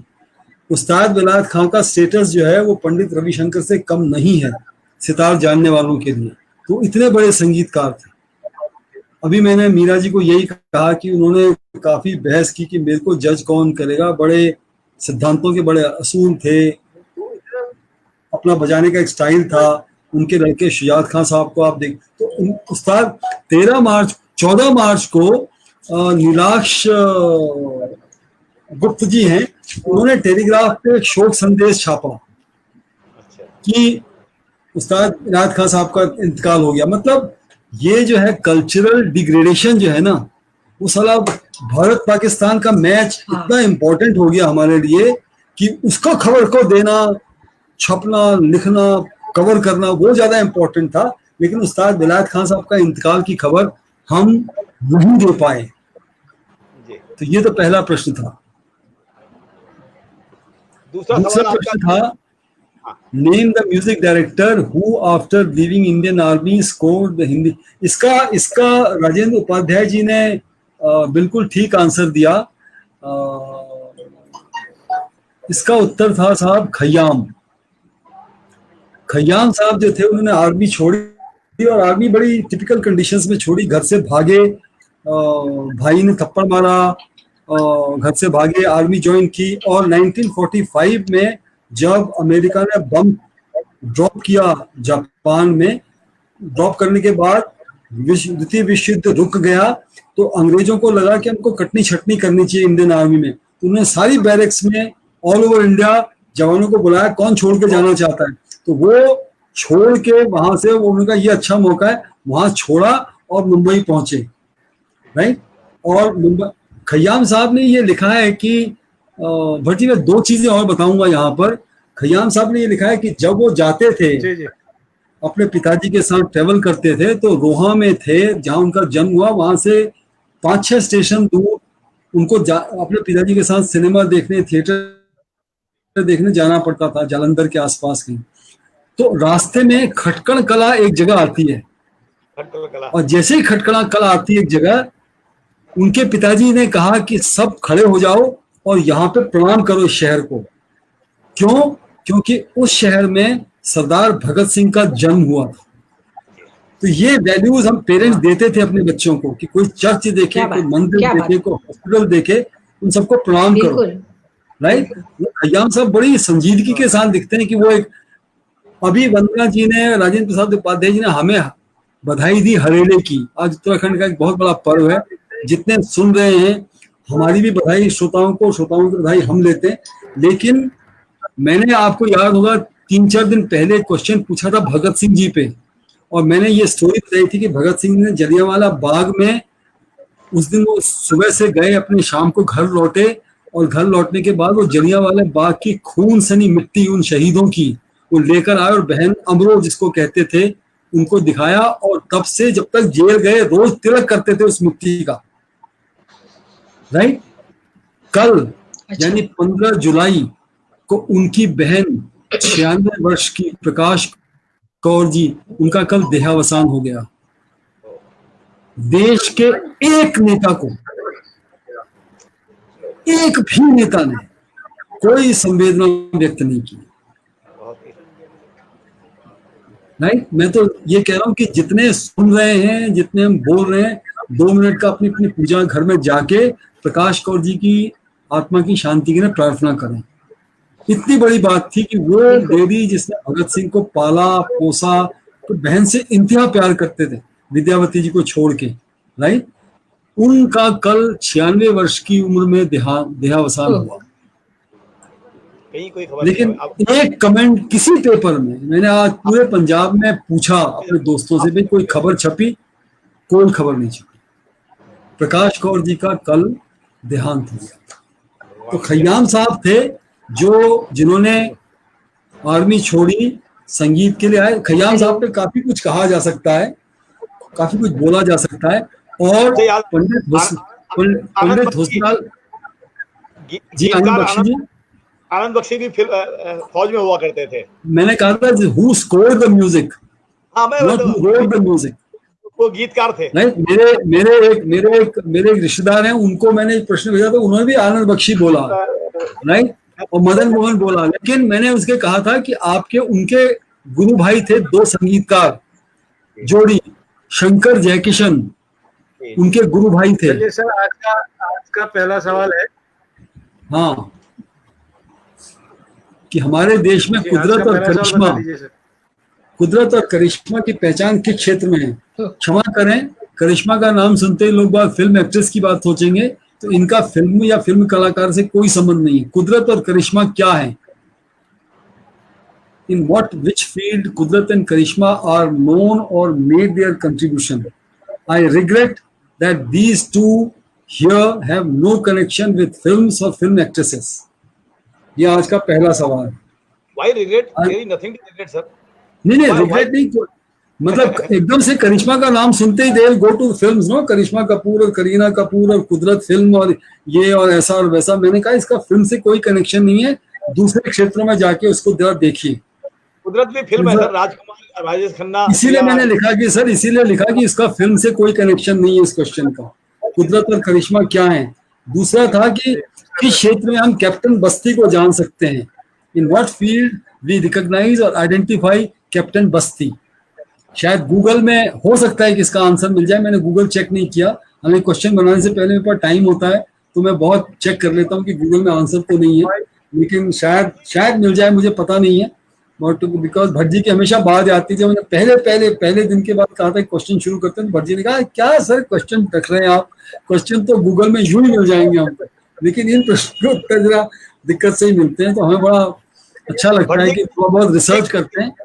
एक जानकारी देना चाहूंगा अपने दर्शकों को, खासतौर से उत्तराखंड के। जी सर, आपको भी जान के खुशी होगी कि हमारे जो शो में डॉक्टर राकेश जुगरान जी, जो कि एक संवेदनशील कवि भी है और बहुत सुंदर कवि, डायरेक्टर भी है, प्रिंसिपल भी है। आज से 1 साल पहले अखबार में एक आया था कि गांधी जी पर कोई पत्र लिखना है और उन्होंने पत्र लिखा था। आज उनको उस पत्र के लिए प्रथम पुरस्कार मिला है पूरे देश में। वाह वाह, बधाई बधाई। हमारे लिए खुशी की बात यह है कि एक शिक्षा विभाग के अधिकारी को पत्र लेखन में प्रथम पुरस्कार मिला। ये शिक्षा विभाग के लिए तो है। बहुत बहुत बधाई सर, बहुत बहुत बधाई। राकेश जुगरान जी बड़े संवेदनशील किस्म के इंसान हैं। मेरा तो परिचय उनसे वैसे ही हुआ। बाकी अगर निबंध में यहाँ थोड़ी सी आप देखें कमेंट्स में थोड़ी सी बहस चल रही है सतीश सालुंखे जी में और वंदना चौहान जी में। चलिए हम मीरा जी को सुनते हैं। मीरा जी, ये बहस तो चलती रहेगी, बहस चलती रहनी चाहिए। ये लोकतंत्र की पहली निशानी है, प्रजातंत्र की पहली निशानी है। अच्छा जी सर, हाँ, आपने अभी जोशी सर ने जो सवाल उठाया कला और कला की ओर से लोग बहुत ज्यादा दूर जा रहे हैं। ये जो माध्यम आए इलेक्ट्रॉनिक्स, इसी वजह से हम लोग पढ़ना भी बहुत कम कर रहे हैं।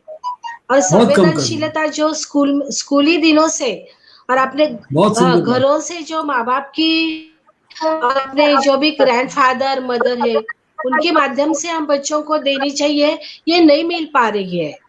नहीं मिल पा, बिल्कुल। तो इसकी वजह से हम लोग ऐसे सर, चाइना में ऐसा कहा जाता है कि उनके जो न्यूज़पेपर है तो उनका एक रूल है, जो भी सकारात्मक अपने देश में हुआ हो तो वो इंसिडेंट्स पहले पेज में वो छापते हैं। जो भी निगेटिव न्यूज, वो चाइना की जो न्यूज आती है ना मीरा जी, न्यूज़पेपर के किसी कोने में छप देते हैं। चाइना के न्यूज़पेपर जो है वो सिर्फ चाइना की खबर छापते हैं, हमेशा छापते हैं। पूला देश पांडे, हाँ, ग्रेट नेम पीएल देशपांडे जी, पूला देशपांडे जी। जी पूला देशपांडे ने कहा है कि हम लोग जो जी लेते हैं, पूला देशपांडे ने कहा है कि हम लोग जी लेते हैं, उसके लिए हमें कोई एजुकेशन लेना बहुत जरूरी है। कुछ नौकरी करना भी बहुत जरूरी है, लेकिन इसके अलावा जो जिंदगी है वो जीने के लिए हमें कौन से भी कला का आना, समझ पाना, उसमें रुचि रखना, वो ज्यादा सबसे जरूरी है। उन्होंने ही कहा है कि कोई पागलपन हम लोगों के पास हो तो ही हम अच्छी जिंदगी जी लेते हैं। जी जी जी, बिल्कुल ठीक बात कह रही हैं। स्वाध्याय की परंपरा अनफॉर्चुनेटली चली गई। स्वाध्याय की जो परंपरा थी वो चली गई। हाँ जी, कोई प्रभावी व्यक्तिमत्व बच्चों के सामने अब आते भी बहुत कम है सर। हाँ, और बच्चे भी ऐसे व्यक्तिमत्व से आकर्षित बहुत कम होते हैं। क्योंकि उनका व्यवधान खींचने के लिए उनके आजू बाजू में बहुत सारी चीजें होती है। उसी की वजह से बच्चे वो सब ऐसे अलग अलग डिवाइस पे लगे रहते हैं, ना कि इंसान के साथ वो जुड़े रहने का प्रयास करते हैं। हम जब बात करते हैं तो क्या तुम इतने ज्यादा इंस्ट्रक्शंस देते हो, देख लूंगा, करेंगे ना, होता है, चलता है। इस किस्म का कल्चर बच्चों में बहुत ज्यादा है। सर बिल्कुल, चलो बैठो, चलो खाओ, चलो लिखो, चलो क्लास जाओ, कुछ अलग से बच्चों को सोचने नहीं देते पेरेंट्स। ये बात भी मैंने बहुत बार। आपने प्रौढ़ थिएटर में भी कुछ काम किया क्या? मुझे लगता है जो वृद्धजन है वो एकाकी जीवन जी रहे हैं, लेकिन आपने प्रौढ़ थिएटर को लेकर, कुछ बड़े बूढ़ों को लेकर कुछ काम हुआ?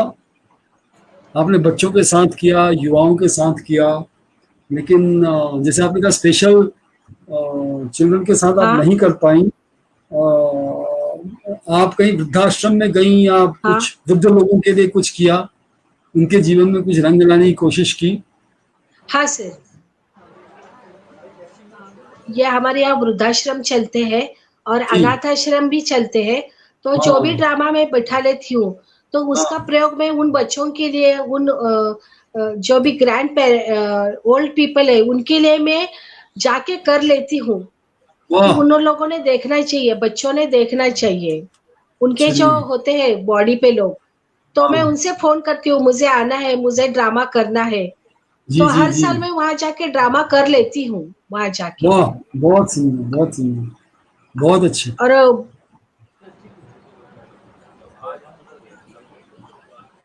बहुत अच्छी बात बात यह है सर, अगर एक ड्रामा मैंने बिठाया हो तो कम से कम 10,000 तो उसमें लग ही जाते हैं। अगर हम्म, एक प्रयोग होने के बाद मैंने वो प्रोडक्शन बंद कर दिया तो बच्चों में इम्प्रूवमेंट नहीं हो पाती है। उनको अलग अलग माहौल में मुझे ले जाना पड़ता है, जी उनको जी जी एक्सपीरियंस में दे देती हूँ। अगर ऐसा हम्म, प्रॉब्लम हो तो तुम्हें कैसा करना चाहिए, कैसे करना ऐसा चाहिए माहौल हो तो तुम कैसा प्रेजेंट करोगे। बिल्कुल तो मैं हर बिल्कुल एक माहौल में बच्चों को ले जाती हूँ, उनको करने को मजबूर करती हूँ, और हम्म, चलो तुम सोचो, तुम करो, आपने कहा कि देखो आप तुमको। Doctor Bhatt hello. कुछ बोल रहे हैं डॉक्टर भट्ट जी की आवाज बंद हो गई है, लेकिन मैं यहाँ कमेंट पढ़ रहा था तो सतीश सालुंके जी, वंदना जी और उपाध्याय जी के बीच हाँ में बहुत बढ़िया बहस चल रही है। लोग और साफ ये तीनों के तीनों स्वाध्याय वाले लोग हैं ना, तो मैं पढ़ इनका रहा हूँ, अपना अपना हाँ अपना पढ़ रहा अपना हूँ। मत है। बहुत अच्छी बात है। मोहन चौहान जी भी उसमें बहस में जी जी, मोहन चौहान शामिल जी हो भी आ गए। गए। तो बस मुझे राकेश जुगरान और भट्ट जी मुझे तीन बातें हैं। एक तो राकेश जुगरान जी को सबकी तरफ से बधाई दीजिएगा, पूरे टीचर शो की तरफ से। दूसरा, प्रोग्राम खत्म होने के बाद जी सबने जी पूजा वूजा कर ली हो या नहीं की हो, प्रकाश कौर जी की दिवंगत जो हुई है उनकी आत्मा के लिए शांति प्रदान करिएगा। और इस शो के माध्यम से पूरे उत्तराखंड को बिल्कुल भी हरेली की बधाई। बिल्कुल आप श्रद्धांजलि। आप या बहुगुणा जी कुछ बताएं ताकि देश के और लोग जान पाए कि हरेला है क्या।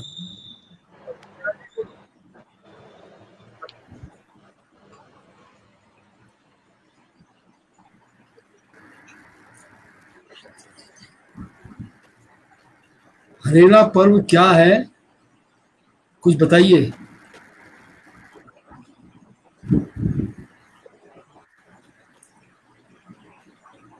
मेरी आवाज भी कट गई क्या? भगवान जी मेरी आवाज भी नहीं आ रही है?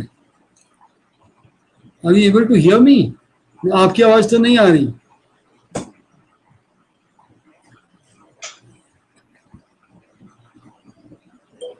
मीरा जी कुछ और बताना चाहेंगी आप, कुछ और कहना हाँ चाहेंगी? सर, आपने बताया कि हाँ सर, मुझे एक बहुत अच्छा आज एक्सपीरियंस मिला है। जी मेरा जी एक जी। स्टूडेंट डीआरडीओ में साइंटिस्ट है, अरे तो वाह, उसका मुझे आज आज तो अच्छी सवेरे अच्छी सवेरे खबरों का दिन। मैसेज आ गया कि जी मैडम, हाँ, तो उसने बताया कि आपका आज टॉक शो है तो मैं जरूर ज्वाइन हो जाऊंगा।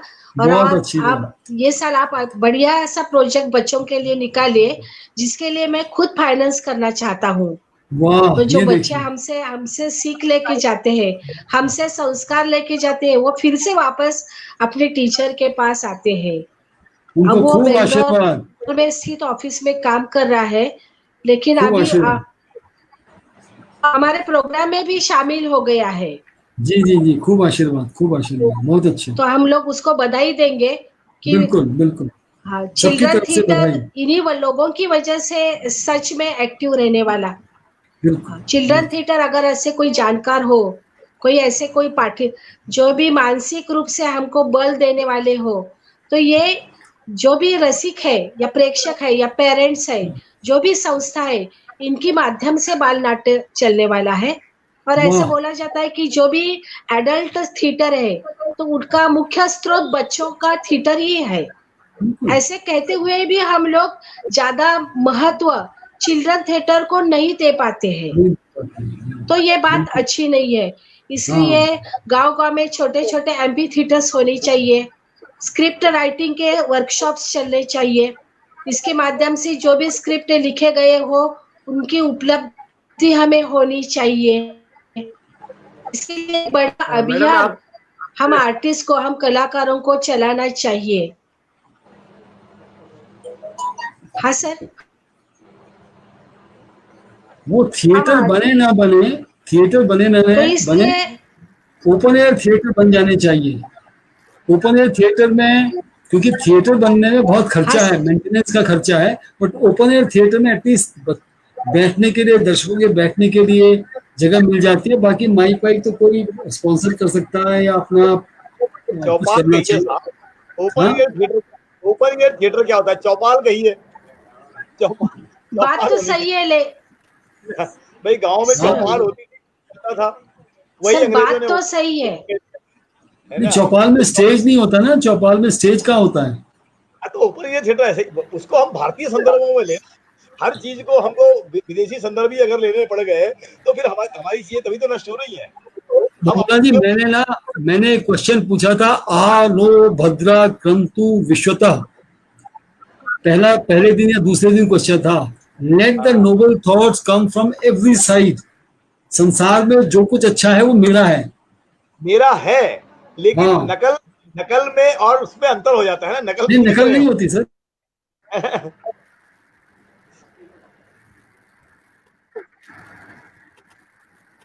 सर, थिएटर होना जरूरी इसलिए है कि जो तमीज से हम लोग ड्रामा करते हैं, उस तमीज से प्रेक्षक को भी देखना चाहिए। लाइट का महत्व थिएटर के लिए, ड्रामा के लिए क्या है, मेकअप का महत्व क्या है, स्टेज का, बैक कर्टन का, तो ये सब तांत्रिक अंग से जो किया गया है वो पूर्ण रूप से नाटक होता है। वैसे तो हम स्ट्रीट प्ले कर लेते हैं। अब आपसे एक दो बातें मुझे भी जाननी थी मैडम। एक तो आपने कहा कि आप 10,000 रुपए में नाटक कर लेती हैं, तो इतने कम पैसे में कैसे कर लेती हैं आप नाटक? मतलब क्या उसका सर, बच्चों का ड्रामा तो सिर्फ 35 मिनट का होता है।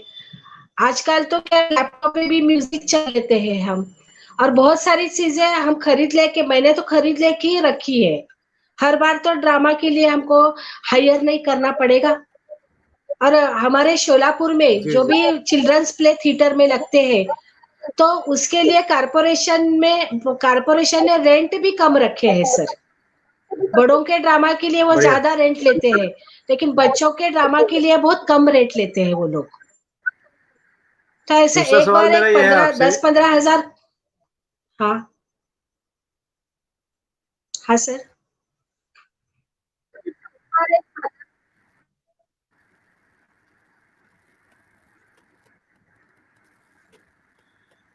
हाँ सर, आवाज नहीं आ रहा है।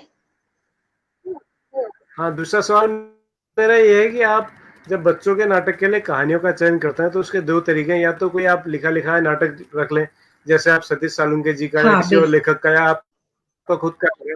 दूसरा तरीका ये है कि आप बच्चों के बीच से कहानी निकालें, बच्चों के जीवन की घटनाओं को लेकर के ताना बाना कहानी का बुने, उन्हीं से संवाद लिखवाएं और उस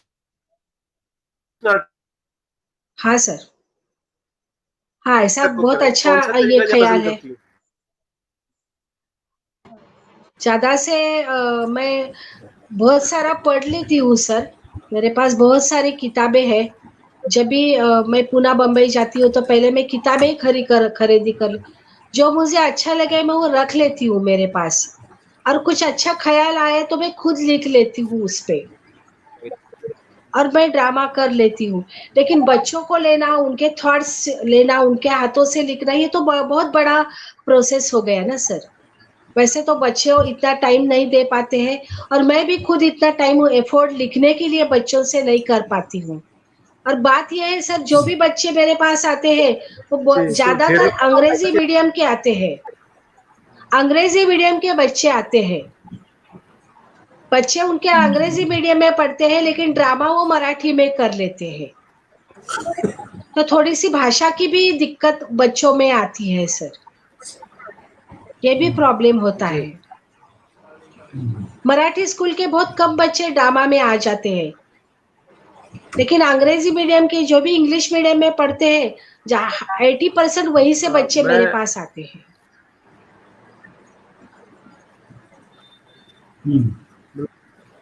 इससे पहले कि हम आज का कार्यक्रम समाप्त करें, आपने समय कुछ वन एक्ट या मोनो एक्ट या सोलो एक्ट ऐसा कुछ दिखाने वाली हैं, ऐसा मुझे पता चला था आपसे बात करते हुए शो से पहले। तो आप दिखाना चाहेंगे कुछ जो आपने? सर, मैं थोड़ा सा पढ़ लूंगी। मैंने जो लास्ट ईयर जो तेलुगु नाटक किया था, नेपाल की जो एक परंपरा है, जैसे हमारे महाराष्ट्र में मुरली सोडने ऐसा बोलते हैं, तो रेणुका माता जो देवी है, तो उनके नाम पे लड़कियों को छोड़ा जाता है और उनका यौन शोषण हो जाता है। तो उस तरह नेपाल में भी ऐसी एक परंपरा है कि छोटे जो बच्चियां होती है लड़की, तो उनको कुमारी माता के तौर पे चुना जाता है। तो इसके लिए जो भी है तो वो इश्तिहार दिया जाता है और उनके कुछ रूल्स एंड रेगुलेशंस है कि जिसको कुमारी देवी चुना जाता है उसके दांत कैसे होने चाहिए, उसके बाल कैसे होने चाहिए, उसकी त्वचा का रंग कैसा होना चाहिए, तो उसकी और राजा की पत्रिका मिलाई जाती है।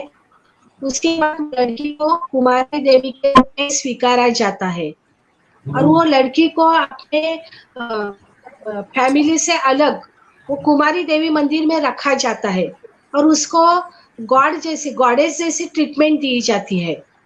तो उसका पूरा समाज से पूरा संबंध ही खत्म हो जाता है। लोग आते हैं, उसकी पूजा करते हैं, उसका दर्शन लेते हैं, उसका जुलूस निकाला जाता है। ये कब तक चलता है? जब तक वो बड़ी ना हो जाए। वो जब बड़ी होती है तो पता चलता है, तो उसके फैमिली में उसको फिर से भेजा जाता है। तो वो जो बच्ची का जो मेंटल जो भी कई मनोविश्लेषक जो भी उसका थिंकिंग है, उसके ऊपर मैंने ड्रामा लिखा था। उसके ऊपर एक स्वगत है, मैं पढ़ लेती हूँ, देखिए शायद आपको पसंद आए। लेकिन ये मराठी में होगा सर, मराठी में होगा। वो स्क्रीन पे ले आइए भट्ट जी, इनको पूरी स्क्रीन पे मराठी में। सुंदर शब्द है स्वगत। तो स्वगत। हाँ, तो सर इंसिडेंस ऐसा है कि वो बच्ची अब बड़ी हो गई है, तो वो जो भी उसकी दासी है, तो वो बोलती है चलो अब तुम्हें तुम्हारे माँ बाप के पास चलना होगा। तो वो बोलती है जब मैं बच्ची थी या तुम्हारे साथ रहना नहीं चाहती थी, तो तुम लोगों ने मुझे जबरदस्ती यहाँ बिठाया। अब तो मैं कितने सालों से यहाँ रह रही हूँ, मुझे यहाँ रहना अच्छा लग रहा है, तो तुम मुझे अब अपने माँ बाप के पास भेज रही हो, तो मुझे नहीं जाना है यहाँ, मुझे अब यही मेरा घर लगता है। ऐसी बात, ऐसे विचार ये स्वगत में वो बोलती है। वो बोलते हैं उसकी वो बोलते हैं अब तुम अपने माँ बाप के जाओ, कहा तुम आप स्कूल में भी जाओगी, अपने दोस्तों से मिलोगी। तो जवाब में बोलती है पण गुरुजीने तर माझा सगळा अभ्यास घेतलाय।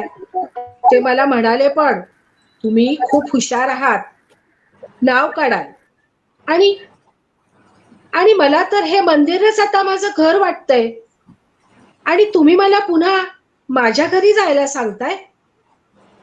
असं का करता तुम्ही सगळे? सांगा ना। घर सोडून इथं यायचं नव्हतं तर आई बाबांनी मंदिर घरी पाठवलं आणि आता मंदिर घरी राहावंसं वाटतंय तर तुम्ही आई बाबांकडे पाठवताय। लोकांना मुखदर्शन देता देता, चरण स्पर्श देता देता मी कधी मोठी झाले माझं मलाच कळलं नाही। माझं निरागस मन, डोक्यावरचा हा मुकुट सांभाळता सांभाळता मी अकाली गंभीर झाले, प्रौढ झाले। अबोध वयात या देवत्वाच्या ओझ्याने माझा बाल सुलभ आनंद हरवला गेला। प्राणतत्व फुंकून माझ्या देवी अवतरल्याने खळखळून हसण्याला, मनसोक्त खेळण्याला, माझ्या अवखळपणाला, निरागस वयातील माझ्या स्वच्छंद वृत्तीला तुम्ही बांधून टाकलं, आवळून टाकलं।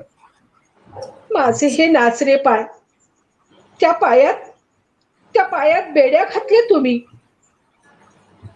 तेलजू झाल्यावर हा मुकुट, हे हात, कपाळभर कुंकू, चरण स्पर्श करणारे भाविक आणि माझी रोज होणारी आरती, त्या वाजणाऱ्या घंटा, माझे होणारे लाड, याचं सुरुवातीला नवल वाटलं।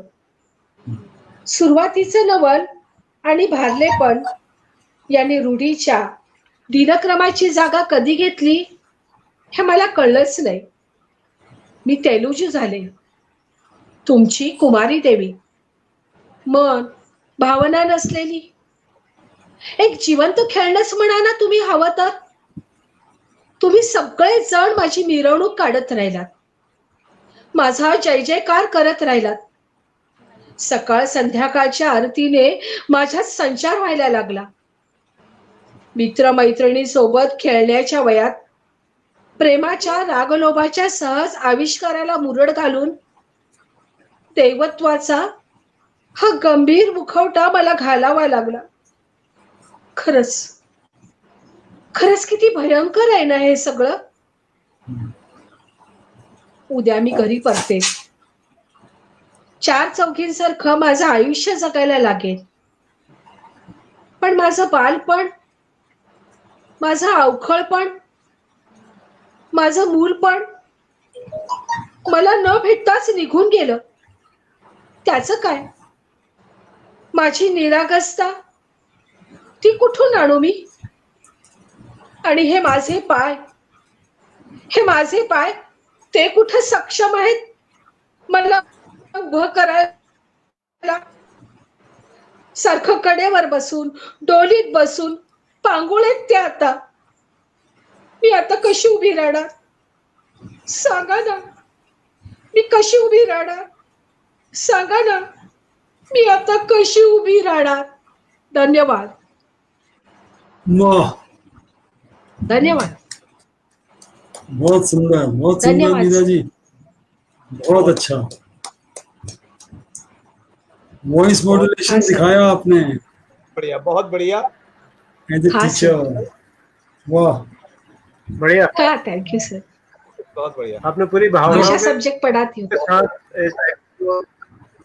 जी, भावनाओं के साथ आपने पूरा इसको घेरा, दर्शकों तक पहुंचाया. आपका बहुत बहुत धन्यवाद. और मैं आज के शो में आने के लिए भी हम सब की ओर से दर्शकों की, मैं भी आप सब लोग, मैं भी दर्शकों का आभार मानती हूँ. और हम समझ जी मीरा जी, मेरा एक सजेशन है. जी जी, डॉक्टर भट्ट ने काफी काम किया है. डॉक्टर भट्ट ने बच्चे के थिएटर पे, रंगमंच पे बहुत काम किया है. इनसे जुड़े रहिए. हाँ, बिल्कुल बिल्कुल बिल्कुल. हम आगे एक परिवार की तरह काम कर लेंगे. आज के बिल्कुल बिल्कुल, हम भी सोलापुर आएंगे आपके बच्चों के नाटक देखने, उनसे मिलने. मैडम धन्यवाद आपका. हाँ बिल्कुल सर, बिल्कुल सर. सर मुझे एक बात बतानी है कि प्रकाश कौर जी की मृत्यु शायद 2014 में. बहुत अच्छा लगा इतने विस्तार से कि मैं समापन की ओर जाऊं सर. इससे पहले कि हम समापन की ओर जाएं, मैं बताना चाहूंगा कि कल द टीचर्स में. जी मैडम बोलिए, कुछ कह रही हैं आप?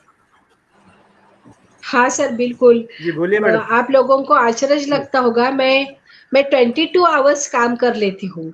एक बहुत बड़े स्कूल की मैं प्रिंसिपल हूँ. 5000 बच्चे मेरे यहाँ पढ़ते हैं और 100 टीचर्स हैं हम लोग. मैं सुबह 9 बजे निकलती हूँ, 7 बजे मैं थिएटर पहुंचती हूँ और रात 9 बजे मैं घर आती हूँ. सुबह से 9 से लेके मैं रात 9 बजे तक बाहर रहती हूँ. लेकिन मेरे जो पति देव है और मेरी जो बच्ची है वो मुझसे बहुत सह लेते हैं. मैं उनका इस अवसर पे शुक्रगुजार करना चाहती हूँ कि उन्होंने मुझे कोई बात के लिए मनाही नहीं की. जी जी जी.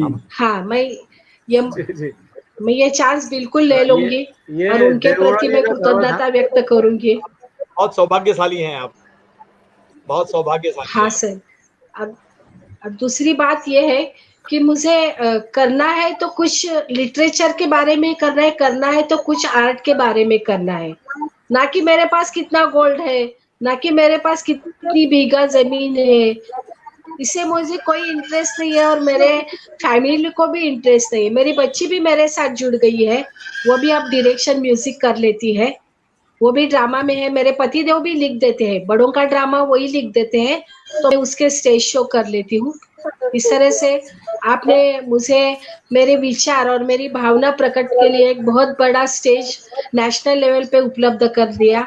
मैं आपसे जुड़ गई, आपके फैमिली में रहना चाहूंगी और आपके मार्गदर्शन में और कुछ अच्छा और अलग कुछ कर पाऊँ तो मैं जरूर करना चाहूंगी, इसलिए मुझे आपका प्रोत्साहन और गाइडेंस रहे, यही आशा मैं करती हूँ। हमें आपसे बहुत कुछ सीखने को मिला है शिक्षक के नाते, सीखने को मिला है आपसे। और जो हमारे दर्शक हैं, जो उसमें बहुत सारे लोग शिक्षक है उत्तराखंड से और भी राज्यों से, उनको भी बहुत कुछ आपसे सीखने को मिला है। आपने हमें इतनी बहुत बेहतरीन जानकारी दी, हम उसके लिए आपका आभारी हैं और हम कोशिश करेंगे एक बार फिर। नमस्कार, जय हिंद। थैंक यू, नमस्कार, thank you sir. Doctor Rakesh Jugran ji को बधाई। आप फोन करके खुद बधाई देंगे तो ज्यादा अच्छा रहेगा सर। आपको फोन नंबर दे दूंगा मैं उनका। जी करूंगा।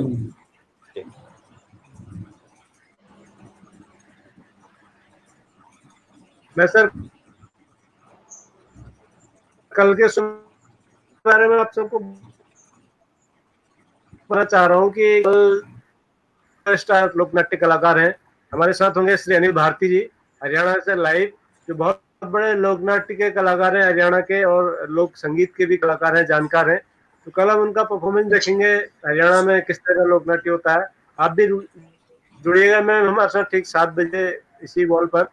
और तब तक के लिए हमारे सभी दर्शकों को बहुत बहुत धन्यवाद। नमस्कार, शुभ रात्रि, जय हिंद, जय भारत, शुभ रात्रि, धन्यवाद।